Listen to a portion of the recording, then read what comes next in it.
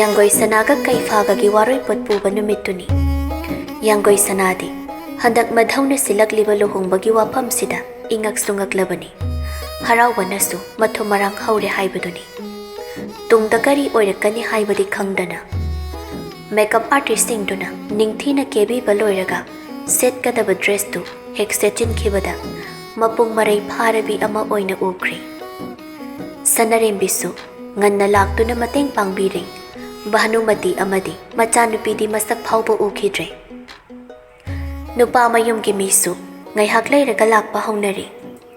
Sanahanbidu nokphet tauraga sagai gi mau kharaga yanggoi sana unaba changai. Begdagi khudop ama lauthoraklaga yanggoi sanada sibirai.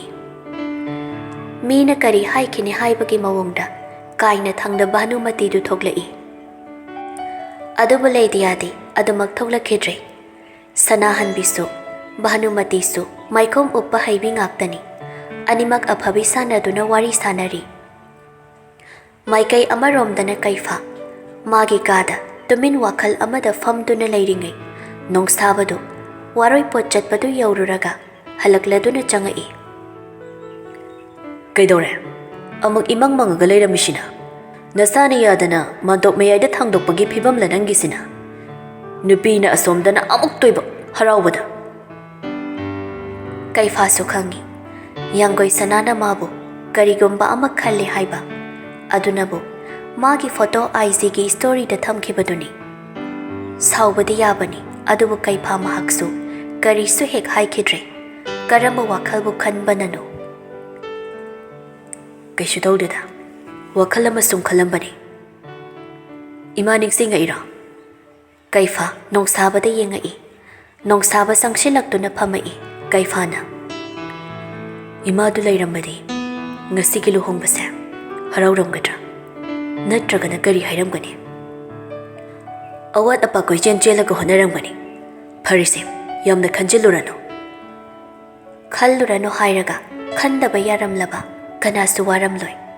Asumna nongsaba amadi atai chatluba singdu saksinduna punna chaminaraba matung kaifaga nongsabagadu phaminaduna wari sanari. Hayeng luhonglaba matungdasu sida sum leigadra. Sida leigani lin marakta leibado. Ses haujiktagi protective oikraba phai phai. Kaifa tablapna magi ngaknateda aina leiningdabagini. Farida noyani khakkom hek leitho aise leikai gi mau phadaba ya male tawrisi. Ado ay amuk haidokrage. Hospital da chatkadawra ngasi off ne ngaihak leikho kaino dude sum leibadu yadaba ma leiri. Yam chingna hanbiga dawi nupiga koiraba nangbo koideda koiradi nangonda hairoidro nangdana walot pagi wani khoide open dictionary ni hauri emai haunabi. Nangse medium luba mini koi haidi khangi kanano karino haiba khangdraso nangna aduk tak thokningdradubuna ainasu hangaktabagi wani kanana khangba malaya haidu oirambaso. Nongsabado adu haina haina kaifada yengai. Kaifadu wakhal amada imang mangduna leiri. Nongsabana korino mo shirista singkriduna aina hairisi chumda chumamdoga manchile. Yare korino ado luhongbadi karam kanda tani. Hairi lamtada dagadaba male aisu khangde. Haujikse mera hiyangai poino wakjing phairen lamta. Tha dudi paruba yadre tha mari bukta ngaishile khanghaude ita. Khangde da tawdori base hospital dadi aigi maram dadi kharadi ngangnaramani ne. Ngangna jasanu kaino migi machenbu selotep na puba yagadro mathau leitaba mina tawgadaba thabaktubu mawa laurunu. Kaifana tumin leibaduda nongsabana Ado amtang una thoga wari sana thoudana naha nongma amadi yam isau tawraga chatkibani aidi kainongbu kanna khaliye. Kaifa yengdamak yengai nongsabana nahan aina nangi IG da awat apa khara sarubatuda mana udana shawi jala aduga nangna soaidana nangi photo story thamedana proposal se mana madhauda takmanbadagi ꯍꯧꯗꯣꯔꯛꯏ ꯖꯥꯠꯂꯣ? ꯑꯁ, ꯅꯪ ꯁꯨꯕ ꯔꯤꯌꯦꯂꯤꯇꯤꯅꯤ. ꯀꯥꯏꯗꯩ ꯅꯪꯅ ꯍꯥꯏꯔꯤꯗꯨꯗꯤ ꯀꯦ ꯗ꯭ꯔꯃꯥꯒꯤ ꯄ꯭ꯂꯣꯠꯀ ꯃꯥꯜꯂꯤ. ꯑꯣꯏꯔꯝꯃꯣꯏꯗ ꯀꯩꯁꯨ ꯑꯗꯨꯗꯤ. ꯍꯣꯏꯗ, ꯃꯁꯛꯁꯨ ꯐꯖꯩ ꯌꯥꯔꯦꯗ. ꯌꯨꯝꯁꯦ ꯔꯦꯅꯣꯚꯦꯁꯟ ꯈꯔꯗꯤ ꯇꯧꯒꯗ꯭ꯔꯥ? ꯁꯤꯅ ꯑꯗꯨꯝ ꯌꯥꯍꯜꯂꯗ꯭ꯔꯥ? ꯀꯂꯔ ꯈꯔ ꯁꯪꯖꯤꯜꯂꯒ ꯌꯥꯔꯅꯤ ꯈꯜꯂꯦ. ꯑꯩ ꯊꯣꯛꯃꯨꯛꯇ ꯁꯦꯜ ꯃꯥꯡꯍꯟꯕꯁꯦ ꯀꯌꯥ ꯄꯥꯝꯗꯦ. ꯍꯣꯏꯗ, ꯀꯂꯔꯗꯨ ꯐꯥꯎꯕ ꯁꯪꯗ꯭ꯔꯁꯨ ꯌꯥꯕꯨ ꯌꯥꯔꯤꯗ. ꯑꯗꯨꯃꯗꯤ ꯁꯪꯉꯒꯦ. ꯑꯗꯨꯒ ꯗꯤꯝ ꯂꯥꯏꯠ ꯈꯔꯒ ꯍꯥꯞꯄꯒꯦ. ꯍꯣꯏꯁꯦ ꯐꯔꯁꯦ. ꯇꯞꯅ ꯇꯞꯅ ꯈꯟꯅꯔꯒ ꯇꯧꯔꯒ ꯂꯣꯏꯔꯦ. ꯑꯩꯁꯨ ꯃꯛ ꯍꯥꯏꯗꯣꯛꯅꯕ ꯇꯧꯔꯒꯦ. ꯑꯁꯤ ꯍꯥꯏꯔꯝꯃꯒ ꯅꯣꯡꯁꯥꯕꯁꯨ ꯆꯠꯈ꯭ꯔꯦ. ꯀꯩꯐꯥꯁꯨ ꯍꯥꯏꯐꯝ ꯈꯪꯗꯕ ꯄꯣꯠꯂꯨꯝ ꯑꯃꯅ ꯃꯁꯥꯗꯨ ꯏꯅꯟ ꯅꯟꯊꯕꯗꯧꯅ ꯇꯧꯔꯤ. ꯕ꯭ꯂꯣꯛ ꯄꯤꯔꯛꯂꯕ ꯃꯂꯥꯌꯥꯒꯤ ꯅꯝꯕꯔꯗꯨꯗ ꯑꯃꯨꯛ ꯇꯧꯁꯤꯜꯂꯨꯏ. ꯑꯗꯨꯕꯨ ꯍꯥꯟꯅꯒꯤ ꯍꯥꯃꯨ ꯍꯥꯃꯨꯅꯤ ꯑꯗꯨꯃꯛ ꯆꯠꯂꯝꯗꯦ. ꯀꯩꯐꯥ ꯐꯣꯟꯗꯨ ꯂꯣꯛ ꯇꯧꯁꯤꯟꯈꯤ. ꯁꯣꯝꯗꯅ ꯌꯥꯡꯀꯣꯏꯁꯅ ꯁꯅꯔꯦꯝꯕꯤꯒ ꯋꯥꯔꯤ ꯁꯥꯟꯅꯗꯨꯅ ꯂꯩꯔꯤ. ꯈꯪꯗꯦ, ꯈꯣꯏꯗꯧꯁꯦ ꯃꯁꯨ ꯑꯩꯒꯤ ꯑꯄꯥꯝꯕꯁꯤ ꯈꯪꯅ ꯊꯕꯛ ꯍꯦꯛꯇ ꯇꯧꯔꯛꯄꯁꯤꯅꯤ ꯑꯩꯅ ꯉꯛꯂꯤꯁꯦ. ꯑꯗꯨꯗꯤ ꯙꯧꯁꯦ ꯕꯦꯁ ꯑꯣꯐ ꯗ ꯕꯦꯁ ꯇꯥꯔꯦꯅꯦꯀꯣ. ꯑꯗꯣ ꯑꯩ ꯉꯁꯤ ꯐꯖꯕ꯭ꯔꯥ? ꯉꯁꯤ ꯈꯛꯇꯪ ꯐꯖꯕ ꯅꯠꯇꯦꯗ, ꯅꯪꯗꯤ ꯑꯗꯨꯝ ꯐꯖꯩ. ꯌꯥꯔꯦ ꯅꯪꯁꯨ ꯍꯦꯛꯇ ꯍꯥꯏꯖꯤꯜꯂꯛꯑꯦ. ꯑꯁꯦꯡꯕ ꯍꯥꯏꯕꯅꯤꯅꯦ. ꯂꯦꯗꯤꯌꯥꯗꯨ ꯌꯥꯡꯒꯣꯏꯁꯅꯥꯒꯤ ꯀꯥꯗ ꯆꯪꯉꯛꯄꯗꯨ ꯎꯕꯗ ꯋꯥꯔꯤ ꯁꯥꯟꯅꯔꯝꯕ ꯑꯅꯤꯗꯨ ꯉꯛꯅ ꯌꯦꯡꯉꯛꯏ. ꯑꯩꯉꯣꯟꯗꯒꯤꯗꯤ ꯅꯪꯅ ꯉꯝꯂꯦ ꯍꯥꯏꯅ ꯍꯔꯥꯎꯔꯝꯒꯅꯤ. ꯑꯗꯨꯕꯨ ꯅꯪꯅ ꯁꯥꯒꯠꯂꯤꯕ ꯑꯁꯥꯗꯣ ꯀꯩꯁꯨ ꯀꯨꯏꯅ ꯆꯠꯂꯣꯏ. ꯃꯔꯝꯗꯤ ꯀꯩꯐꯥꯗꯣ ꯅꯪꯉꯣꯟꯗꯒꯤ ꯍꯦꯟꯅ ꯃꯇꯤꯛ ꯆꯥꯕꯤ ꯑꯃ ꯈꯪꯅꯕꯅꯤ. ꯈꯪꯅꯔꯒ ꯀꯩꯗꯧꯔꯕ? ꯂꯨꯍꯣꯡꯕꯗꯤ ꯑꯩꯒ ꯍꯣꯡꯗꯧꯔꯤ. ꯂꯦꯗꯤꯌꯥꯗꯨ ꯈꯨꯝꯐꯝ ꯈꯪꯉꯝꯗꯦ ꯌꯥꯡꯒꯣꯏꯁꯅꯥꯅ. ꯍꯥꯏꯗꯧꯕ ꯋꯥ ꯂꯩꯇ꯭ꯔꯗꯤ ꯊꯣꯛꯈ꯭ꯔꯣ. ꯋꯥꯔꯤ ꯁꯥꯟꯅꯐꯝ ꯈꯪꯗꯦ. ꯆꯠꯂꯣ ꯆꯠꯂꯣ. ꯂꯦꯗꯤꯌꯥ ꯁꯥꯎꯅ ꯃꯈꯣꯡꯒ ꯊꯤꯜꯂꯝꯃꯒ ꯊꯣꯛꯈꯤ. ꯌꯥꯡꯒꯣꯏꯁꯅꯥ ꯍꯧꯖꯤꯛꯇꯗ ꯈꯖꯤꯛ ꯄꯥꯈꯠꯅ ꯍꯥꯏꯔꯛꯏ. ꯑꯁꯦꯡꯕꯒꯤ ꯀꯣꯏꯅꯕ ꯂꯩ ꯖꯥꯠꯂꯣ? ꯂꯩꯔꯒꯅ ꯂꯨꯍꯣꯡꯕ ꯌꯥꯔꯛꯄꯒꯤ ꯃꯔꯝꯅ ꯀꯔꯤ? ꯁꯅꯔꯦꯝꯕꯤ, ꯑꯩ ꯋꯥꯈꯜꯁꯤ ꯃꯪꯂꯦ. ꯃꯁꯨ ꯑꯩꯒꯤꯗꯃꯛ ꯏꯗꯧꯅ ꯃꯤꯒꯤ ꯃꯈꯣꯡ ꯀꯣꯟꯗꯨꯅ ꯍꯥꯏꯖꯔꯨꯔꯤꯕ ꯑꯣꯏꯔꯖꯥꯠꯂꯣ? ꯌꯥꯝꯅ ꯍꯦꯟꯖꯤꯟꯅ ꯈꯜꯂꯨꯅꯨꯗ. ꯀꯔꯤꯒꯨꯝꯕ ꯈꯪꯅꯕ ꯂꯩꯔꯝꯃꯗꯤ ꯂꯨꯍꯣꯡꯕꯁꯦ ꯀꯔꯤꯁꯨ ꯌꯥꯔꯣꯏ. ꯃꯇꯝ ꯄꯨꯝꯅꯃꯛꯇ ꯂꯦꯗꯤꯌꯥꯅ ꯅꯪꯕꯨ ꯀꯜꯂꯛꯇꯨꯅꯇ ꯂꯥꯛꯄꯅꯤ. ꯃꯥꯅ ꯍꯥꯏꯕ ꯋꯥꯗ ꯊꯥꯖꯔꯨꯕ ꯌꯥꯕ ꯅꯠꯇꯦ. ꯐꯔꯁꯦ, ꯑꯩ ꯋꯥꯈꯜ ꯑꯁꯤ ꯋꯥꯁꯤꯜꯂꯔꯣꯏ. ꯑꯗꯨꯝꯅ ꯂꯩꯔꯤꯉꯩ ꯑꯟꯅꯣꯟ ꯅꯝꯕꯔ ꯑꯃꯅ ꯀꯣꯜ ꯇꯧꯔꯛꯄꯗꯨꯗ ꯀꯅꯥꯅꯣ ꯈꯟꯅ ꯉꯥꯏꯍꯥꯛ ꯌꯦꯡꯗꯨꯅ ꯂꯩ. ꯀꯣꯟꯅ ꯇꯠꯈꯤꯗꯧꯔꯦ ꯍꯥꯏꯀꯥꯟꯗ ꯑꯣꯈꯠꯂꯒ, ꯍꯜꯂꯣ, ꯀꯅꯥ? ꯑꯩꯅꯤ. ꯑꯩ ꯍꯥꯏꯕꯗꯤ ꯀꯅꯥꯅꯣ? ꯃꯤꯡꯒ ꯑꯃꯠꯇ ꯂꯩꯖꯗ꯭ꯔꯣ? ꯈꯥꯏꯒꯦꯒ ꯍꯜꯂꯛꯀꯅꯣ. ꯐꯔꯁꯨ ꯐꯠꯇ꯭ꯔꯁꯨ ꯑꯩꯁꯦ ꯂꯨꯍꯣꯡꯗꯧꯔꯕꯤ ꯑꯃꯅꯤ. ꯀꯩ ꯀꯥꯟꯗꯕ? ꯑꯁꯤ ꯍꯥꯏꯗꯨꯅ ꯐꯣꯟꯗꯨ ꯐꯠ ꯀꯛꯈ꯭ꯔꯦ. ꯁꯣꯝꯗ ꯀꯩꯐꯥ ꯐꯣꯟꯗꯨꯗ ꯁꯪꯇ꯭ꯔꯤꯛ ꯌꯦꯡꯗꯨꯅ ꯂꯩ. ꯀꯣꯜ ꯕꯦꯛ ꯇꯧꯒꯦ ꯈꯜꯂꯤꯉꯩ ꯅꯨꯄꯤꯗꯨꯅ ꯑꯃꯨꯛ ꯇꯧꯁꯤꯜꯂꯛꯄꯗꯨꯗ ꯐꯠ ꯑꯣꯈꯠꯂꯤ. ꯑꯣꯏ ꯃꯤꯁꯇꯔ, ꯅꯪ ꯀꯅꯥꯅꯣ? ꯀꯅꯥꯅ ꯄꯤꯔꯛꯄ ꯅꯝꯕꯔꯅꯣ? ꯁꯦꯡꯅ ꯍꯥꯏꯌꯨ. ꯑꯩꯅꯤ, ꯀꯩꯐꯥꯅꯤ. ꯀꯩꯐꯥꯅꯦ ꯍꯥꯏꯔꯛꯄꯗꯨꯗ ꯌꯥꯡꯒꯣꯏꯁꯅꯥ ꯆꯞ ꯂꯦꯞꯄꯤ. ꯑꯗꯨꯒ ꯇꯨꯃꯤꯟ ꯂꯩꯈꯤ. ꯍꯜꯂꯣ? ꯍꯜꯂꯣ? ꯇꯥꯕ꯭ꯔꯣ? ꯇꯥꯏꯌꯦ. ꯌꯥꯡꯒꯣꯏꯁꯅꯥ ꯐꯣꯟꯗꯨ ꯃ꯭ꯌꯨꯠ ꯊꯝꯃꯒ ꯁꯅꯔꯦꯝꯕꯤꯗ ꯍꯥꯏꯔꯛꯏ. ꯁꯣꯅꯣ ꯑꯔꯣꯏꯕꯤ ꯆꯨꯁꯜꯂꯔꯒ ꯃꯥꯑꯣꯏ ꯂꯩꯔꯝꯃꯤ. ꯅꯪꯁꯤꯗꯤ ꯀꯃꯥꯏ ꯇꯧꯅꯤ ꯑꯩꯗꯤ? ꯐꯖꯅ ꯁꯥꯟꯅꯔꯣ, ꯑꯩ ꯊꯣꯛꯎꯈꯤꯒꯦ. ꯑꯁꯤ ꯍꯥꯏꯔꯝꯃꯒ ꯁꯅꯔꯦꯝꯕꯤ ꯊꯣꯛꯈꯤ. ꯌꯥꯡꯒꯣꯏꯁꯅꯥ ꯃ꯭ꯌꯨꯠ ꯊꯝꯕꯗꯨ ꯂꯧꯊꯣꯛꯂꯒ, ꯍꯜꯂꯣ? ꯅꯪ ꯁꯪꯒꯗꯕ ꯃꯇꯝ ꯑꯃ ꯍꯥꯏꯔꯛꯄ ꯌꯥꯒꯗ꯭ꯔꯥ? ꯀꯩꯒꯤꯅꯣ? ꯑꯝꯇꯪ ꯎꯅꯔꯒ ꯋꯥꯔꯤ ꯈꯔ ꯁꯥꯟꯅꯕ ꯄꯥꯝꯃꯦ. ꯍꯣꯏ, ꯑꯩ ꯈꯜꯂꯛꯈꯤꯒꯦ ꯑꯗꯨꯒ ꯍꯥꯏꯔꯛꯑꯒꯦ. ꯋꯥ ꯈꯔꯁꯤꯈꯛ ꯉꯥꯡꯅꯔꯒ ꯐꯣꯟ ꯊꯝꯅꯔꯤ. ꯌꯥꯡꯒꯣꯏꯁꯅꯥ ꯃꯊꯟꯇ, ꯑꯁ ꯏꯀꯥꯏꯍꯦ. ꯁꯨꯃꯥꯏ ꯏꯀꯥꯏꯅ ꯆꯠꯂꯣ? ꯇꯜꯂꯤꯗ ꯂꯥꯏꯃ. ꯁꯅꯔꯦꯝꯕꯤꯗꯨ ꯃꯃꯥꯒ ꯎꯅꯔꯝꯃꯒ ꯍꯣꯁꯄꯤꯇꯥꯜ ꯇꯝꯅ ꯂꯥꯛꯂꯤ. ꯑꯁꯨꯝ ꯆꯪꯉꯛꯄꯗ ꯍꯣꯁꯄꯤꯇꯥꯜꯗ ꯃꯤ ꯃꯌꯥꯝ ꯑꯃ ꯇꯤꯟꯗꯨꯅ ꯂꯩꯔꯝꯃꯤ. ꯀꯔꯤꯒꯨꯝꯕ ꯑꯃ ꯇꯧꯕꯒꯨꯝ ꯁꯅꯔꯦꯝꯕꯤꯅ ꯅꯔꯁ ꯑꯃꯗ ꯍꯪꯉꯤ. ꯏꯆꯦ, ꯀꯅꯥ ꯀꯩꯗꯧꯕ ꯌꯥꯎꯒꯦ? ꯃꯆꯥ ꯄꯣꯛꯄꯗ ꯅꯨꯄꯤ ꯑꯃ ꯂꯩꯇꯦꯅ. ꯑꯉꯥꯡꯗꯨꯗꯤ ꯀꯩꯁꯨ ꯊꯣꯏꯗꯣꯛꯄ ꯇꯧꯗꯦ. ꯅꯨꯄꯥ ꯃꯆꯥꯅꯤ. ꯅꯣꯏꯒ ꯂꯥꯎꯔꯗꯅ. ꯗꯣꯛꯇꯔ ꯀꯅꯥꯅ ꯌꯦꯡꯕ ꯑꯣꯏꯖꯥꯠꯅꯣ? ꯗꯣꯛꯇꯔ ꯆꯤꯡꯂꯦꯟꯗ ꯑꯣꯏꯔ ꯃꯥꯜꯂꯦ. Sanarembi, Jinglen haiba mingdu tabada, Kangsau hek sauningai. Nurse tuna amuk phat hairi. Adubudi, maikai animaklanaba oiramane. Sanarembi do, magi dormitory rom da chat ke tawbani. Adubu, muknari basingdu, kare sangshilakpaduda. Sanarembi, kari tawrakani khanna kirami. Adubu, kanagumba amana makhut chamaga, hospital manungda, sensin minari. Kana amana khangdaba mafam amada lotli. Sanarembi, miyoidu kanano haini yengakpada, nongsaba oiduna lairami. Nongsaba, mayumda halaklakan, hospital dagi file ama laurudaba yararoi haiduna lakpani. Tawramlibi irangdu, sumyengduna lay. Maikai amaromda, doctor gi apron litpi nupi machama, leptuna layridu sui. Korino sina, kara sapagadaba mafam amada yengbasu nati. Unthongna pangkhredako. Haima, sitting asai waroi pot mafam da lehobidu natro. Mani ni, mi singsi, mangolom da singsin krene. Chinde ne ngawbise. Sharu saranga tekani khangdra mali tawrishi.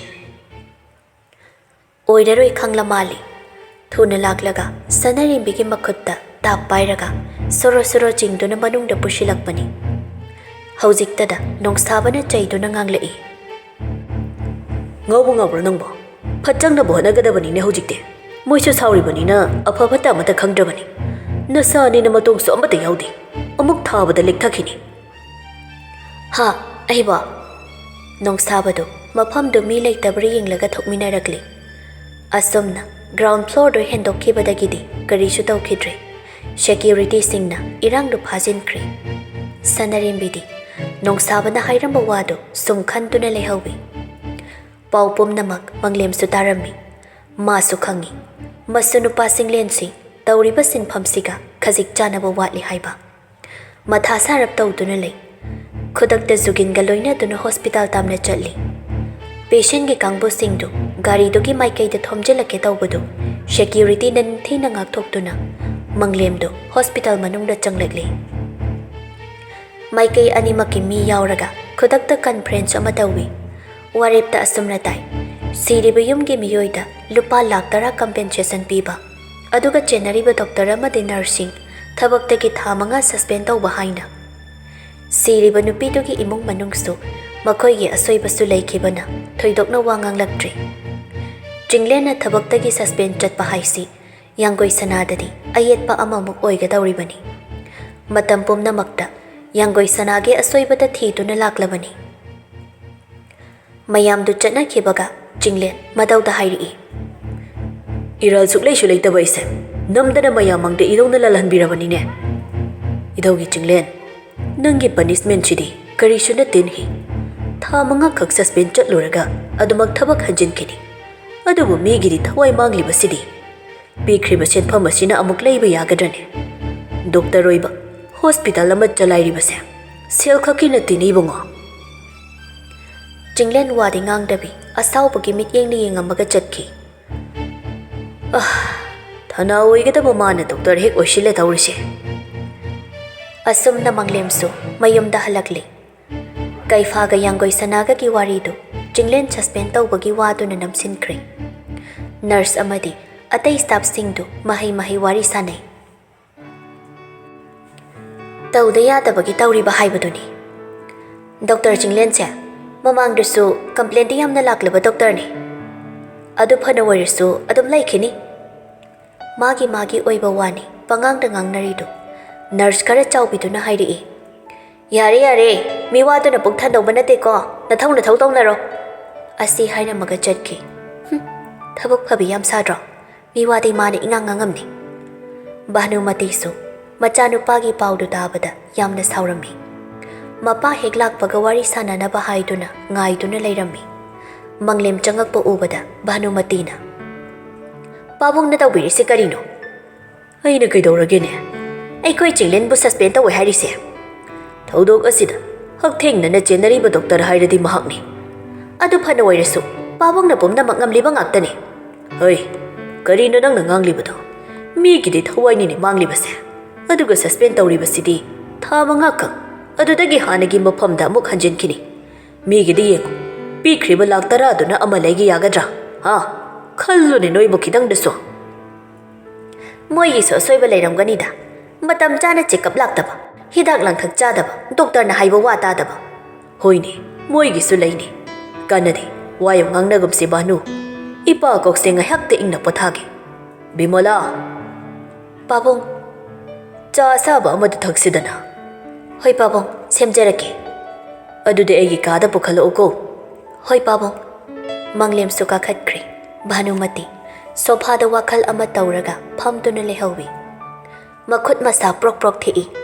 Kakhatkraba ahal oiraba mapada sauni yengi. Yanggoi sanagi maramgisu sauninglap leiringai. Machanupagi pause amukta halakpasida Bhanumati. Tasingna masadu leipam chapam khangdabani. Afaba khanba haitraba koksida saitangi wakhal amamuk khalai. Pumnamakse. Aigi khawang nungsida thamodaba yadi. Icha anigi tongi punchigi semamdaba yadi.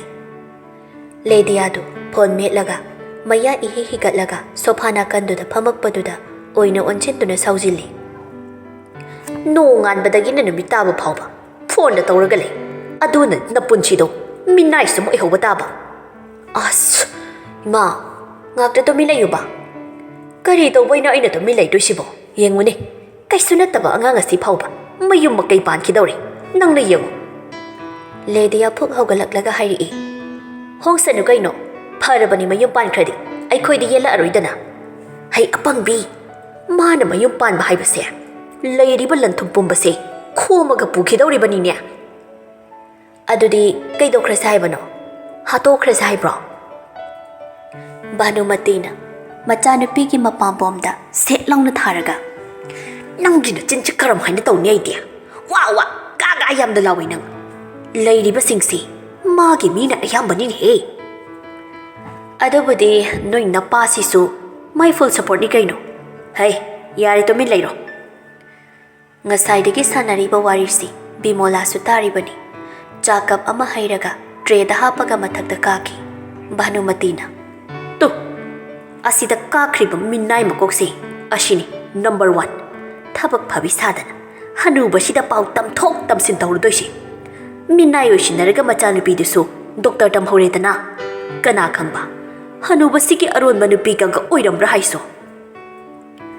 Adudi nangna imaton kautabani ne. Bhanumati machanupida mamit paini yengai. Mathaktani Bimola manglemgi chapiramaga yanggoi sanagi manakta amuk changai. Mingsel mamangda phammaga reels namduna leirambidu thong hangakpagi makhon tabadagi mamai leithoga yengai. Bimolana Ngasaidagi karimada chage thaken hairaktreena. Kaim chaning diani ne khoidau halakraba. Halakre. Ai warim ta sarukige. Ngaiko. Daugi manakta changukino. Aingonda hayo. Kai hainingbano. Kaido yaurage. Kaigino. Bimolana wari pomba haibadagi yanggoi sana phonda yengi. Aina ngasai kai odrishina karigino. Sanarimbida phone tawi adubu pairakti. Yanggoi sana text oina ama thaki. Sanarimbe nang sangakanda call back tawro. Bimolada muk onchilaga. Nine daudu kaisu haude ko. Bimolana yanggoi sanagi pukning phathabirai. Kaisu tawbana teda. Aduda tension khara leibanina ne. Ngaihak ingna pothaki sanu haibagi wani. Yanggoi sana khangle haibago mangak khajik nomi. Maraktuda sanarimbi call back tawrai. Yanggoi sana phat okhatlaga. Hello, sanarimbi. Nang call tawrambado ai tahaudre. Karisu kaideda. Ado kamai tawnakrage. Noi idai jinglendo thamanga suspend tawkre. Nurse aniga. Yanggoi sana sakphamdu khajik oli. Sanarimbida. Ibema ai siram tawrabani. Kaino kari tawino. Asi hairaga yanggoi sana loud phat thai. Bimola sutaja sanu haibago. Aina hospital de yobada irang tawrami. Ai songai hakto phom khangdabagi lepaga leiruba. Ai ngolomda mi khara changsilakpa. Ada doctor nupa amana khutche pairaga manungda changmina hauri. Bimolana. Tawni nangdi. Matang chada nangi tarang chatpida haurairo. Kaidaino mi loi chatkani. Miyamdobu karino. Kanadai khomoino khangdine. Yanggoi sanana. Kaisudi tahaudraba natro aduba. Tawhaudre tawbaidi. Senior doctor-gi thumtak tawba khonthi ma chahobagi wani. Bimoladu machabu ngang tuna thokri. Sanarembina khoi ma thokraba. Thokri. Sana nungsiba se karamai tawge nang khangbra. Is irang tawbaga hairadro nangba. Adubudi oja phaba nang leirisidi. Fees khara chauna lawge. Ado kanano nang thamai huran khriba misak tuba. Ahibo hairadra. Mamal ge yam kahali. Kuk hairu yare. Mi ikai tawbane. Adabura. Phone che thamura. Doctor nong sabado. Chin khadang do. Is. Manani aibu kanbi haido. Kanbi re ne hekta lap tawshin bagi wani re nangi se. Nate. Koi re hainingi ba adudi. Aingonda kai mahaidri na kai ge. Wakhal se confirm ta ki ge tawba. Sanarimbi gi waduda yanggoi sana makol thokna noklei. Nokanu hijabi. Mi aina ikari ngai sida. Yanggoi sanadi hena dum noktuna laikre.